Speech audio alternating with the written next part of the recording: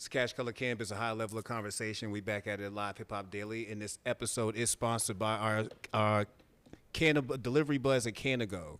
Order from local shops to get the best THC-free CBD consumables, Delta-8 non-medicated skincare products, cosmetics, essential oils, smoking products, and more right to your doorstep. And in partnership with Canago, this month all listeners can receive 10% off their first order. Just use promo code CashColor10 at checkout. So head to the iOS store, download the Canago app, and let's be buds. All right, man, I got a guest in the building, man. Somebody I've actually known for a little while now. And it's wild as shit because, like, I promise you, bro, it wasn't even up 3 weeks ago. I took a deep dive into hyphy music, like I told you, and I woke up listening to fucking I'm from the Bay, bro. And I was like, Willie Joe used to be snapping, man. But I got my guy Willie Joe up here, man. Yeah.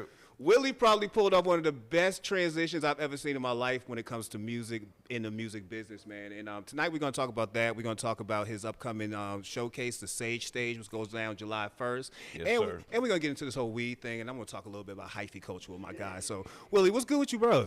I'm chilling, man. How you doing? Man, I'm great, man. You know, every time I see you, I think about the very, very, very first time I saw you, and it was probably the best showcase I've ever seen in my life. Hard. Yeah, it was for real. We was down at right there down by Center Stage. Shout out to my girl Ravella. She used to do the Almost Famous showcase. Ravella. But it was Willie Joe, Willie the Kid, B.O.B., Rock City. That was the illest open mic showcase I have ever seen in my entire life, man. Like, That's that shit too hard. rocked from the beginning to the end. And the thing that stood out to me about what your set was it was one of the liver sets I seen. Like, you know, you see people perform, and it's almost like they're just performing. Yeah. Nah, you did a show. And you was rocking even back then. So it's dope Yeah. to see where you at right now, man. Thank you, man. Yeah, I always took pride in the performing because back then that's all I had. That was the Yeah. only way people could see me. That's the only way I could network and even get my name out there. So I took pride in that for sure. Yeah, you definitely did your thing, man. But for those who don't know, man, please introduce yourself. Tell us what you do right now. Yes, sir, man. It's your boy Willie Joe, head A&R Generation Now, GJ Drama, Don Cannon, Lake Sheezy label, home of Jack Harlow, Lil Uzi, Sunny Digital, Yeah. Illuminati, Carvina, and a couple more that we just added that we can't wait to announce. Word, say less, man. So before we get into all that other stuff, man, talk to us about how you were first introduced to music. Like, when was the first time that you found yourself engulfed in music to the point where you knew you wanted to do it? It was two experiences on that. It was the first experience was Crisscross. Okay. Seeing them, so I appealed to them because they was my same age. Yeah. And I've never seen nobody like doing something that was like my same age doing it on a level like that. So that inspired me. But the first thing that rap I ever heard was Doggy Style album. Say word, man. Snoop. So I heard that. I knew exactly that's what I wanted to do. So you know what's crazy? Like, I was a Crisscross fan, but even recently, again, how music comes back to you later in life. The youngsters was my niggas. Like Yeah, I'm that was more illegal me. too. Illegal was hard and too. illegal too. Yeah. Shit, illegal was on Doggy Style. The dude Malik, Facts. he was on That's a Doggy fact. Style. That's a Never fact. forget that. Yo, Snoop put him on that verse, bro. That's a That fact. pump. Yeah. Yeah, but that was a glorious time in music, man, because that was back when before people wanted to be artists, but you saw people who literally reflected where you was at at your time. You know what I'm saying? Like, I liked Illegal, I liked the youngsters because they looked like everybody who came around my way, just like, you know what I'm saying, like kids from my middle school. Makes sense. Yeah. Yeah, I loved it, man. I love that time. So that's how you got introduced to music. Yeah. When was the first time you wrote your first song? It was in the 5th grade. It was in elementary. We had an assembly where we had to talk about everything we learned throughout the year. Yeah. And I rapped over Biggie, Juicy. and I rapped about what we did about the year and the reaction from everybody, from the classmates. I was hooked on it. I'm like, oh, nah, that's what I'm doing right Man, here. why didn't we have camera phones back then so we could Facts. drop this? And we talking Oakland, man. Like, you from the area that you know what I mean? Like, I had somebody told me it's one of the closest points to Africa in America if you go to Oakland. Yeah, for real. They was like, when it comes to black culture, it's one of the closest points to Africa you're gonna get to in America, man. I've never had a chance to go out to Oakland, man. But you were born and raised. Yeah, definitely. Well, I was born and raised in Vallejo, California. Okay. I definitely was born in Oakland, but I moved to Vallejo when I was 5. And, Vallejo like 30 minutes away. Yeah. So, that's like cousins type of vibe. But definitely Bay Area for sure. Vallejo home of E40. Yeah. Mac Dre, Be Legit, CC Sabathia, Jeff Gordon, Ike Turner, Sly the Family Stone. Like, we can go on and on. Bro, shout out. I told you how I went to this deep dive through hyphy for some reason a couple of weeks ago. And I found out through an interview with Baby Bash. Because Baby Bash, that's my brother. Baby Bash apparently went to high school with all them. And he was talking about how, E40, Jeff Gordon, and Mac Dre, they was all in school together. And he said Jeff Gordon and Mac Dre had a breakdance crew. Had a breakdance crew back in the day. And Matt, real trap. I didn't believe it, so I started googling Jeff Gordon and rap and shit. Jeff Gordon really will spit some shit. Like he says, one of his favorite songs is Rob Bass and Easy Rock. Like that's him. That's crazy. That's Jeff fucking Gordon. Yeah, I would love to see the footage of Jeff Gordon back Dre. Man, bro. look, and he from the Bay, bro. Know that. The V. That's wild as shit. So growing up in an area like that, being around such musical legends, especially musical legends who at the time were getting it not like how traditional artists are getting it now, even with the indie, with the labels and just so much backing. What was it like watching them kind of grind and come up, and how did that inspire you?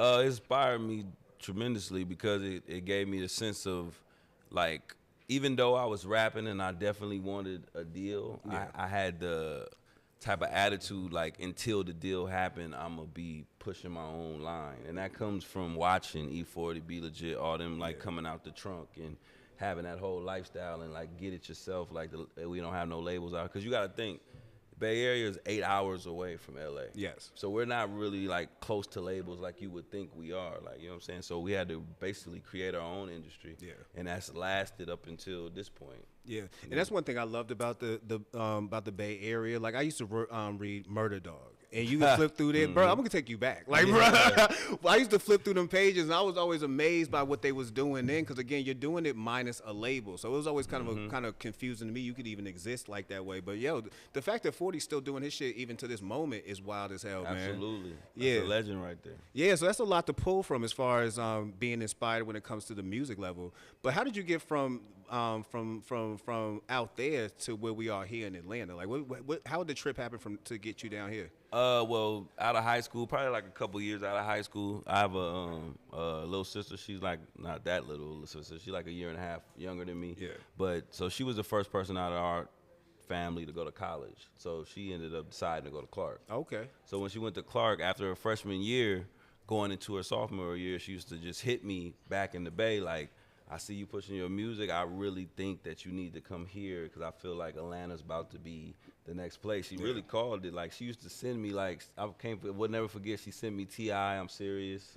She sent me Goody Mob Soul Food. Like, these are all Trick Daddy, www.thug.com. Like, these are all my first times listening to down south music. Like, you know what I'm saying? It was because of her being out here for college and stuff like that. So she used to tell me all the time, like, you need to come out here. And then eventually I listened. I came out with $10 in my pocket, a one-way ticket, and a one mixtape that I recorded.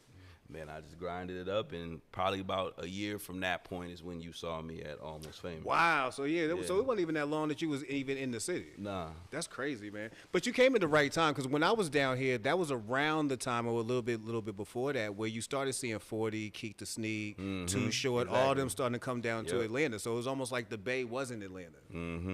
That's a fact. Yeah, I love that. Matter of fact, I love that. Lil Jon played a big part in both of their careers. Facts, man. The fact that Lil Jon even embraced him like that, man, because even that Tell Me When to Go, that has so many elements of crunk to it that it could have. Yeah, Jon was there. Jon was there, man. But that was a dope time to be around, especially the time when I'm talking about with you being an indie artist. Because when I mentioned the first time I saw you on stage, it was Willie Joe, it was B.O.B., it was Rock Nation. There were a lot of artists running around the city who really had that kind of talent level where you were almost like, this person about to blow up, this person about to blow up, this person about to blow up. What was it like being around that kind of mix at that time? As far as being in it at the time, I didn't give it that much thought. I was just going and trying to chase the dream, but I definitely recognized that Rock City was special, B.O.B. was special. Yellow Wolf was a part of that. Oh, yes, like, sir. Yes, you know what I'm saying? I remember at Kenny the Fat Black Mac, like at a Royal Peacock. I remember when I won that night, like Young Jock debuted this Going Down song, and then he got signed. Like, it was so many, that whole era of like people were really getting signed based off talent. Yes. And it really wasn't about numbers and wasn't streaming and none of that stuff would play the part in. And that was really an era that's I don't think it'll ever be duplicated. Nah, and I was blessed to be able to witness that from the perspective of a journalist, because back then I used to live in Charlotte, so I used to take the Greyhound down to Atlanta just to go to those, and I would stay up all night. Matter of fact, if y'all know the Greyhound in Atlanta, going down to that Greyhound ain't, you know what I'm saying? Yeah, by magic. Right? Yeah. Sitting there from 10 p.m. to 6 a.m. waiting for a bus is a whole nother show. But I used to do that all the time just to come see y'all perform, come back up to Charlotte and write in my blog that, yo, I just saw this. Yeah, that happened, man. I still got some of them old joints, man. That was a day, man. But you actually, when I remember, you actually had ties to a label at one point too, didn't you? Yeah, so was doing the showcase, and that pretty much led up to me performing one day at a Club Crucial, T.I. spot. Yeah. And Jazzy Faye was in the audience when I performed and had a meeting the next day. Ended up signing with Show Enough Capital. Yeah. Then, I had that. I wasn't able to drop music under that. I dropped a mixtape, but I wasn't able to really drop because the person that signed me to Capital passed away like 6 months after signing me. So it was just that whole thing, and I ended up moving back to the Bay. In retrospect, do you feel like that was the best move for you, like just inking that deal? At the time, yeah, like it was crazy because it was like a little baby bidding war. I remember getting flown to New York and meeting with KP when he was A&R at Columbia. I remember meeting with Shakur Stewart at Def Jam and Jay-Z walking in the office, like meeting with Jay-Z and Kinky B, like meeting with Usher and his mom. Like it was really people, like it was a lot of people trying to sign me and at that time. And, it just felt right with at the time, yes, because with Noonie, Jazzy Faye had a partner, Noonie, Noontime. He was from the Bay Area as well. So, we connected on that kind of level. So at the time, it felt like the right decision. Much respect, man. I mean, and looking back, like you said, you did take a little break. You actually went back to the Bay. Yeah. What was the reason for going back to the Bay?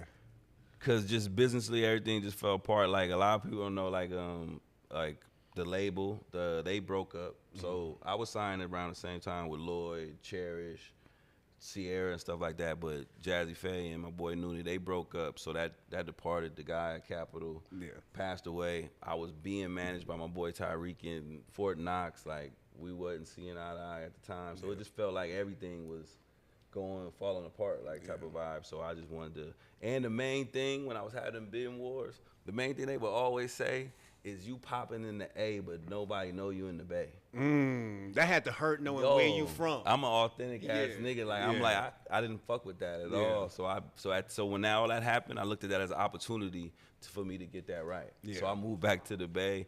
I end up like getting, creating a group with Trax a Million, rest in peace, me, him, Irk the Jerk, and my boy Neo the Gift. We Fly Nigga Movement, that kind of pop. Then I ended up making a song, I'm from the Bay, bro. And then it became an anthem, and then now I have my presence in the Bay. Actuals, man. So, I mean, shit, I would have felt that energy, too, because I'm from Boston. I wish I would hear somebody say, but you ain't popping in Boston. Yeah. Like, nigga, I'm coming back tomorrow. What you mean? You know what I'm saying? What? Like, what you mean? Like, I'm on Blue Hill Lab right now. Like, what the fuck you talking about? So, yeah, you got to go back and make sure your face is good, especially in a place like the Bay, because, again, you're talking about a place where people got it out the mud, literally music-wise. Exactly. So I bet you there was a lot of jealousy, people seeing you in Atlanta, you know what I'm saying, doing your thing. Yeah, you got to think I'm going back to the Bay and I'm being a part of circles that I'm getting accepted, but none of them saw my grind to get there. You know what I'm saying? And they all accepted me because they know what I did in Atlanta and et cetera, et cetera. So it was kind of like starting over. Yeah. Because at that point, I was all over the radio out here. Everybody know me where I go. We doing shows, whoop, whoop, going there. It was nobody know nothing of that because there wasn't no Instagram or nothing. You know, it's wild that they said you was hot here but not in the Bay. Yeah, we never hear about A&Rs running to the Bay for artists. If that was the case, then why aren't y'all more in the Bay? You know what I'm saying? Pulling artists if I need to be hot out there. Yeah. From producers to artists, you know how many people's in the Bay sitting there right now got that talent, and they're saying where the people coming, and they got people actually saying, well, you too hot here. Why ain't you hot in your own place? That's whack as hell, man. Yeah. But you got back out there. You started working with 40. Wasn't you was sick with it for a minute? Well, we did the group called 22nd Letter. It was me, Nefta Pharaoh, and Cousin Feek. Shout out to Nefta Pharaoh, man. Yeah, and he actually, that was, actually where, he debuted through the group. Then he made the Big Time record. But yeah, that was through Sick With It. Word, So, word, yeah. word, word. So let's talk real quick about From the Bay, bro, because that was an anthem. That was one of them anthems that sparked one of the super remixes, like where you got like 40 people and we all from the Bay on that joint, man. Talk to us about putting that together and what it was like actually gathering all those cats together for this one long super mix. Yeah, it was a long process Yeah. to get all the verses, long process to shoot the video. Yes, I believe it. It definitely was, but I'm just like a fan and a student of the game like that. Like, so it's like just even back when I was rapping, I was like, as you see, I'm a Bay cat, so, but I said I was influenced by Snoop Doggy Style or Woo Whoop is because I definitely paid attention to the grind of home, but I was like a Rap City 106 Park baby, so I always thought that you had to do it big and had to do it major, like Fact. so that always was my approach when I did things, like so. That's solid, man. And it was a dope record. You know what I mean? Like, it was really one of them records that I mean, shit, it was an anthem, like you said. Like, it was one of them joints that and was it really rocking for a minute. Yeah, it definitely was a hassle to get everybody together, but I said I was a fan because I thought about like the Flavor in the Ear remix video. That things like got 5 on their remix video. Like those are the videos I thought of when I thought of a remix. I'm like, nah, I gotta do something like that. So that was the inspiration. Facts. And also, I think you changed your verse. I don't think people change verses nowadays in remixes, and that bothers the shit out Oh of me. yeah, Mason and Diddy on that "Been Around the World." Yeah, that's a whole different like, song. Like shit, like I came up on shit like that, so that's how my mind worked. Bro, I love it, man. So the thing that I gotta show love. The thing that actually got me down that hyphy trail was Mr. Fab. You know, Mr. Fab just brought back the Hyphy Ain't Dead tour, and I was like, that's wild. He's bringing back the tour because I was like, I remember when all this was happening. I remember the short bus and seeing all that shit in the ozone. Like that was wild as hell. So I started listening to all the music again, and yeah, that was like an amazing moment and era when it comes to music that I feel like kind of gets overshadowed. Speak to us about, just kind of seeing the hyphy era kind of evolve, and why was that important to the Bay when it comes to just stamping a sound and stamping a movement? Because in the first time in a long time, it was a sound that was able to reach nationally. Yeah. It was able to get us recognized as like, a region that has a lot of talent type of vibe. Yeah. And like for me, hyphy era was a crazy time for me because that's when I was in Atlanta.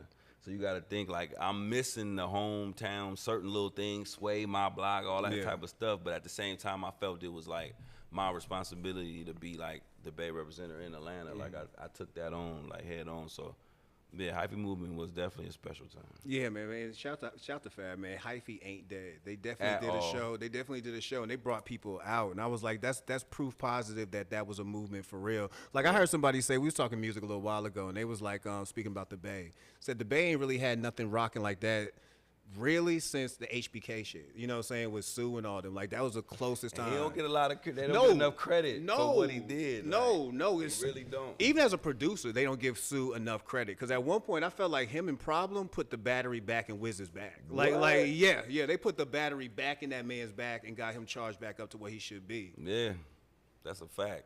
Yeah, man. Shout out to the Bay, man. Yes, like as you can tell, I got much love to the Bay. Shout out my boy Tucky and all them blunts and more. I do got to pull up on y'all and come enjoy the moments, man. But so far though, like I say, you had one of the most monumental transitions from music artist to music executive that anybody probably doesn't know yet. How did you find yourself from being a music artist to being head of A&R at Generation Now? Be honest, it was God. Like, it really wasn't nothing planned or nothing. Like I'm just one thing I can say is planned is like just me keep going. Like that's something that I can say I've done no matter what. Like it just always keep going. I think that just come from the passion and having love for it. Like, you know what I mean? My mind just thinks of just if something's not working, transition to the next thing. And as far as being an A&R and that whole thing, like I really just gotta give credit to my boy Lake, because he approached me with it, like as in the middle of me still rapping, still trying to like, pursue that whole thing.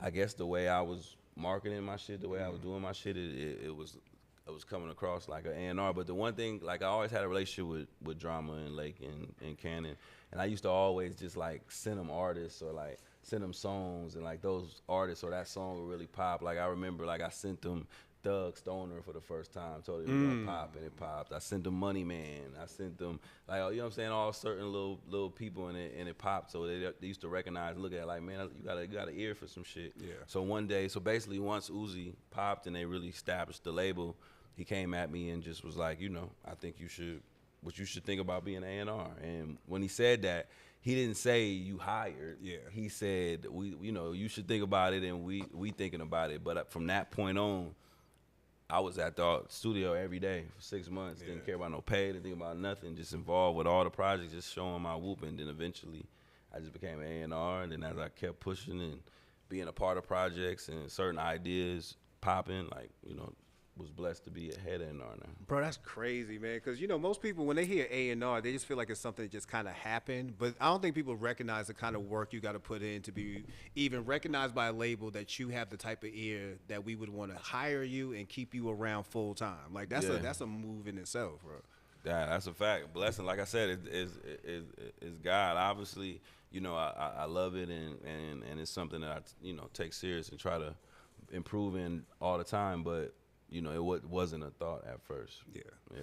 So since you've been working over there, we've seen people pop off. You've seen Jack Harlow's pop off. Shout out to Big Kill. I think Kill should be popping off soon. Yeah, she got some shit right now. She nice. coming. She got nice. some shit right now. But right now, Harlow is on fire. Like, what was it like seeing Harlow? Because I remember when I first heard Jack Harlow, I was like, I don't know. I don't know really where to go with this. Like, I really felt like he did need a certain team around him to kind of shape not only the image, but the sound. Yeah. Because it just all kind of just sounded, it was okay at first. Now you got somebody who sounds like an actual star.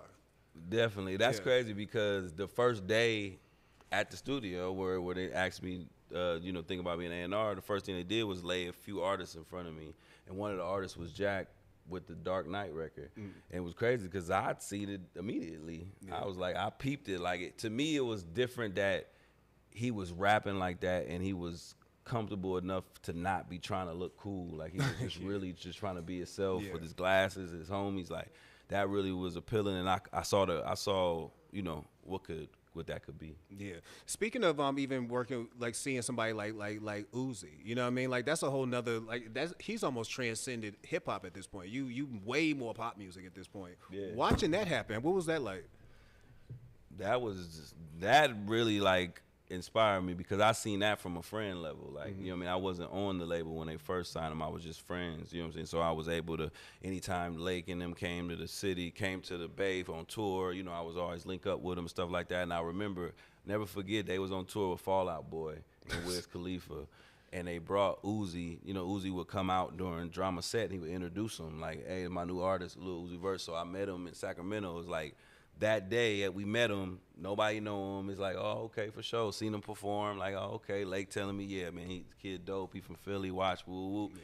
Literally a month or two later, he's a superstar. He's everywhere, and it was just crazy because that was one of the first times I witnessed like somebody go from 0 to 100 with my own eyes. Shit, man, that's crazy. Cause you talk about he's way past 100. Oh yeah, he on 0 to 1,000. Bro, you got people doing your dance at NBA games. You know what I'm saying? like he's on 1,000 right now. That's crazy. That's a fact. So when it comes to music, most people don't really know what an A&R does. I feel like there's a lot of misconceptions that artists have when it comes to what an A&R actually does.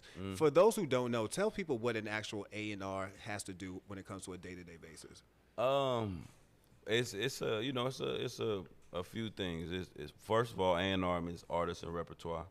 The main responsibility is to find the talent and help develop the talent and help put the projects together and get them out. And you have all different type of A&Rs and different type of ways people attack the position. You know what I'm saying? Me personally, like I take pride in like the artist development of it all, of finding talent, helping develop it, helping, if they have a vision for as a project, help bringing it to life, from start to the post, like, you know what I mean, and watching the people react, like, so that's more my approach with it, but yeah.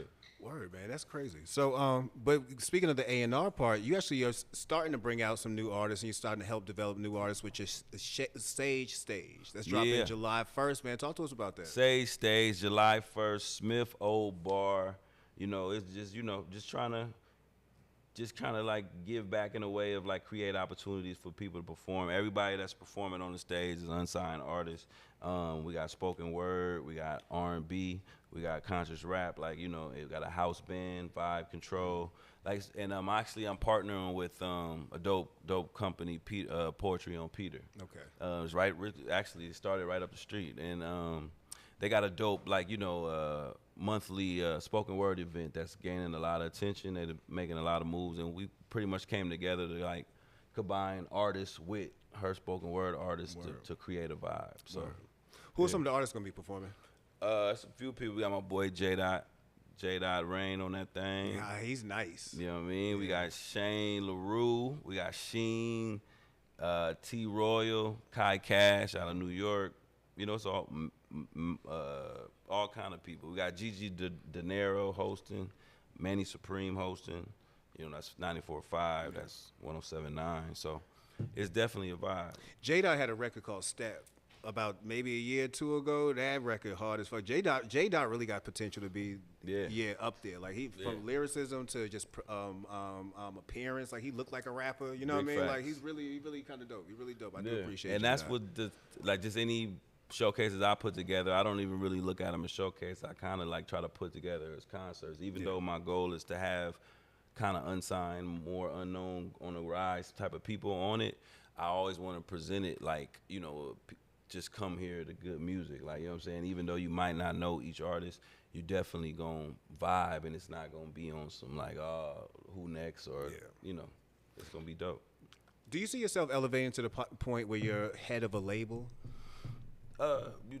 Laura willing, you feel me? If that's in his plans, for sure. Obviously, that's crossed my mind. But before I could even get there, like, it's definitely important that I focus on this Generation Now wave we got going on and doing the most that I can do to contribute to that and that legacy, because that's right now. You know what I'm saying? And that's something that I'm a big part of, and I'm feel very passionate about completing that, so so we can be blessed to move on to bigger things. Speaking of Generation Now, one of the dope things I know you get a chance to see is watching Drama get his flowers in real time. Like you're watching Drama, like especially thanks to Tyler the Creator. You're watching people reach back out to Drama because they want to get them drops back on their songs. They want to get that Gangsta Grills vibe, man. What's it like watching Drama get his appreciation this deep in his career?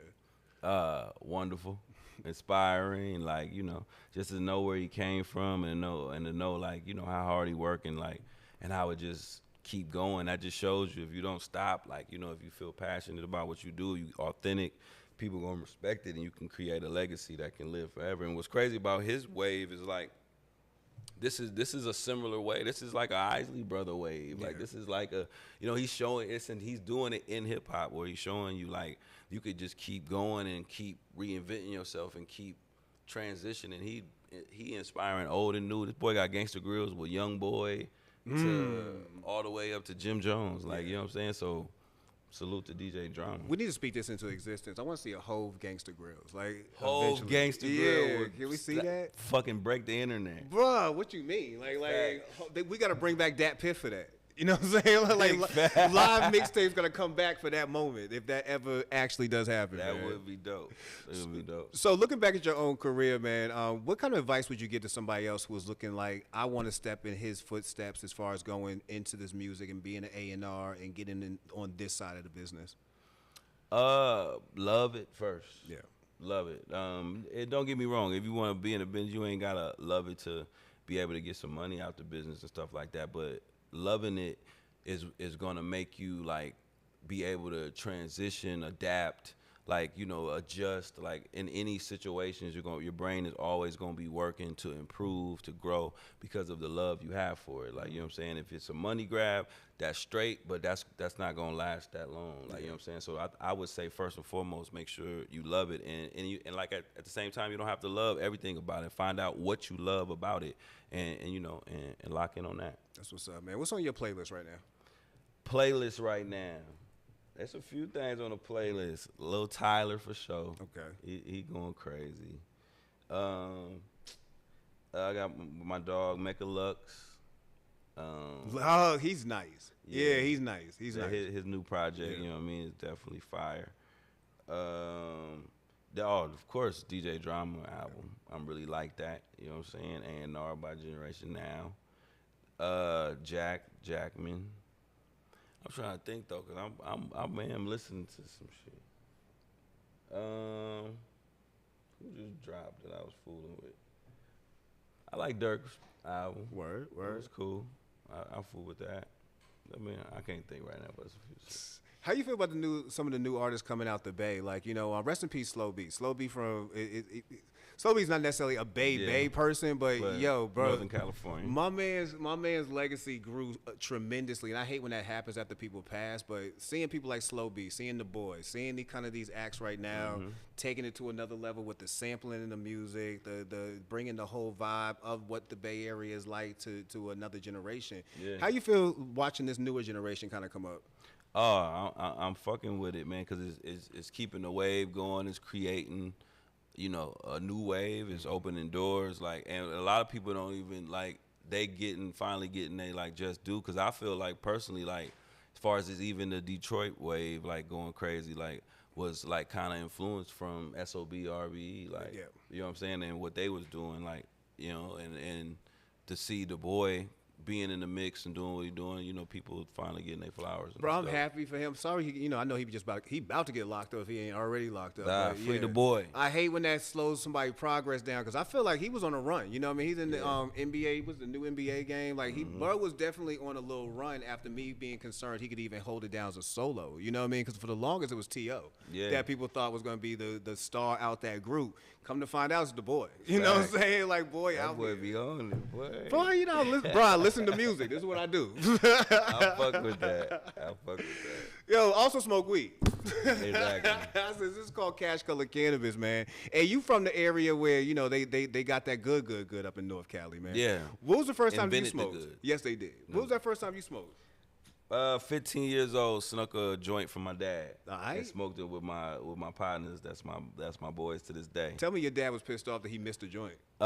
He definitely was pissed off, but it wasn't pissed off like punishment, whooping or nothing. It was pissed off like, because, obviously you stealing from him, and then he start giving me joints.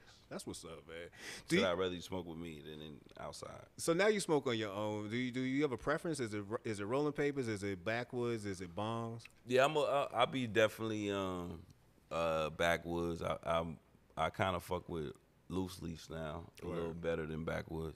I need to be off that and be on papers because obviously that's the cleanest way to be. Yeah, man. But right now that's what it is. I'm trying to get on papers. Like, I'm not an eighth and a backwoods person. Like, I don't know. That kind of defeats the purpose to me. Like, I'm gonna get high regardless. Like I don't need to stuff the whole joint in the backwood, man. But I need to get on papers. Joe on papers, and he be trying to drag me into the grabber life.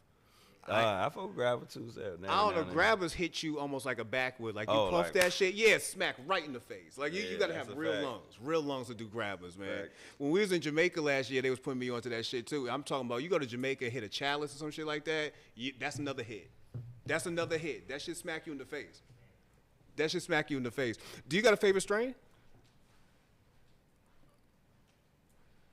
Favorite strain? I have go-tos. Like, if this is what they have, I always go to it. I always go to Runts. I always go to, like, Wet and Cake. I always go to, I'm really an OG Kush guy, to be honest with you. But it's a real good OG. Yeah. That really set me straight. Gelato, too. Yo, I was just about to say, like, gelato to me is a, sometimes and sometimes not. You know what I mean? It really depends on the person I'm getting it from. Like, the people I get from, they're all quality people. I know this, but sometimes gelato don't do it for me. But I got my one guy. Shout out to my man Mike. I don't want to put you all the way out there. But Mike shit, yeah. He convinced me. He called me up and literally called me when I told him, text him. I said, bro, I don't know. Gelato ain't it. Next thing you know, I got a phone call. Yeah. I'm getting a lecture. Let me walk you through why this gelato is going to be the best thing for you right now. Gelato can't hit, man. I'm surprised cookies didn't jump on your list, man. Burner. I used to be on cookies heavy. I don't know what happened. I guess the people I get weed from just don't be having cookies. But yeah, I definitely fuck with cookies. Well, you can just don't be around me out here. You can get cookies all the way from here to Thailand at this point. Like Burner built a real ass brand. You know what I'm saying? Yeah. Like he definitely need an Atlanta one. Yeah, come down here and do something, bro. Like something, man. We ain't legal, but you know, Burner, we need it. we Atlanta, man. So when you looking back on your life, man, and everything that you have done, from being an artist to being an A&R to eventually being the head of a label, because I'm gonna call that in your life. Appreciate you. Appreciate it. Where do you feel like you're most proud of?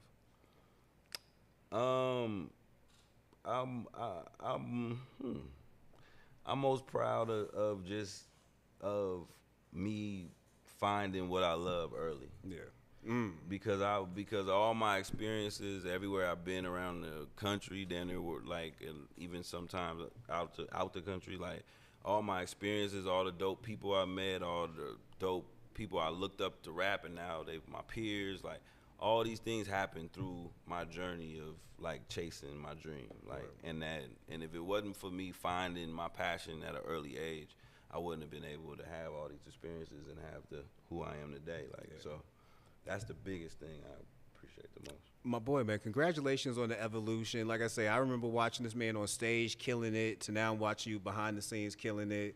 Much love to the showcase. Let people know again how they can get tickets. Sage Stage, July 1st, Smith Old Bar. If you want tickets, you can follow me on Instagram, Willie Joe Drip. It's in my bio. You can click it, come fool with me. Obviously, you can get at the door, but I appreciate you if you get it early so the venue can see we moving. So, you know what I mean? Sage Stage. Make sure you go there. And if you're in the Bay Area, anybody following this is in the Bay Area, July 7th through the 10th, we're doing 707 weekend. I'm back home for the first time in a long time. We got a lot of dope community events, a lot of dope things. So, you know what I mean? Tap in. Word up, man. Congratulations on everything you're doing, my boy. Much boy. love, man. And that's Cash Color Campus, a high level of conversation. This episode is sponsored by Canago. You're... All right, let's get some pictures in.